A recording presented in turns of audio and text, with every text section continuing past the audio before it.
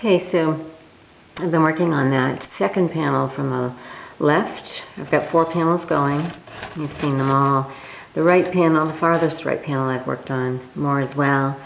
Mostly I'm just trying to figure out still the rhythms and the meanings of the figures as they move through space, and that might be confusing, but more or less I'm interested in talking about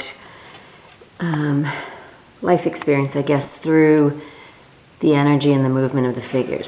And so the path they make through space is a metaphor for me, and the rising and falling of the figures kind of relates to the rise and fall within everyday experience. So the ups and downs of just living, just trying to figure out what's going on. So the second panel in has quite a few figures. I mean, that's probably the most explored, although I'm still trying to understand what I want of that foreground kind of stretched out figure. I know I want him to be more animated than the rest, so the energy of his arms will be important. How he swings into the panel to the right will be important.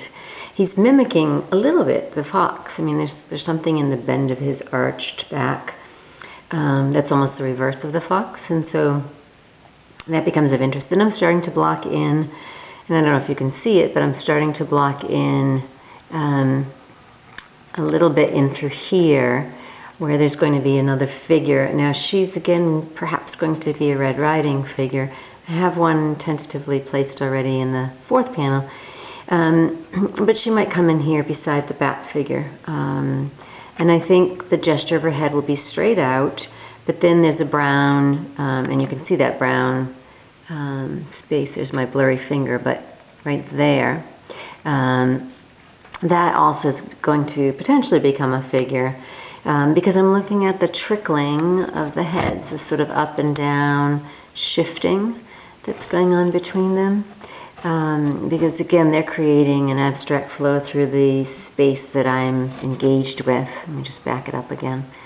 In the furthest panel, I started to introduce the plaster characters, and there's only one right now, but there'll be several. Partially because they connect us to antiquity, so they kind of step back in time.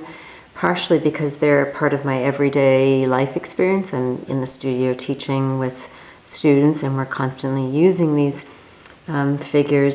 And so for me, there's a correlation to drama and to lighting that kind of accompanies them, as well as the beauty of their shapes. They also, because they carry so much white, they are plaster, they bounce the whites around in the space, the whites and the blues that are popping. So, you know, as much as I have yellows and oranges, I have these trails of color harmonies. I'm also interested in the whites, partially, again, because they convey meaning. So I'm looking for that meaning. How I'm connecting it to the figures in the space is important to me. You know, the block-ins are generally quite straightforward, although I will say, let me just zoom in again, with this figure in the foreground here, in front of the yellow figure, you know, I moved him a few times. He was more straight up and down. I dropped his chin. I altered his gesture a little bit. I just wanted him to be, let me back it up again, a little more slouched in that space, a little more sunken in his seat, in contrast to the almost the rigid back of the pregnant woman or the mother to be. So finding contrast within the spaces is important as well. And you know, the more figures I kind of decide upon, the more specific the piece becomes. And so I like to kind of guide myself in terms of meaning, in terms of you know, what I'm trying to push forward and what is less significant to me. And that's a question mark. That's not always clear to me.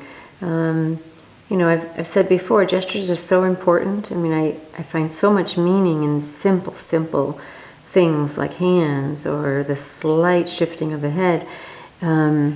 when I get this complex, when I have this many figures kind of pulling together in a singular space, well, the complexity rises again, in correlation again to the rolling of the figures and the pushing forward and pushing backward. There's a lot going on. So for me, again, I have to watch those negative shapes. I have to really think about how much space I want filled and chaotic, or at least the chaos of lots of bodies, and how much I want settled or quieter. And that just involves a lot of looking, a lot of, it's not all hands-on. Some of it's just kind of hanging back and thinking about it. And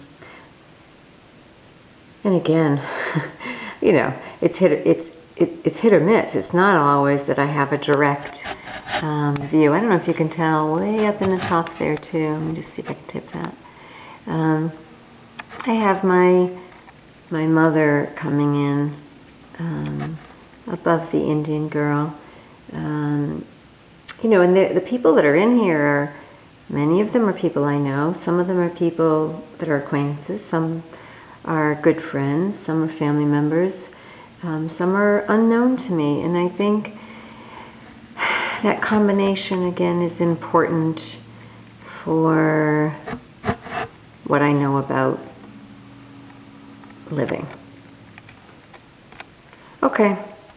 I'll bring you back in another day.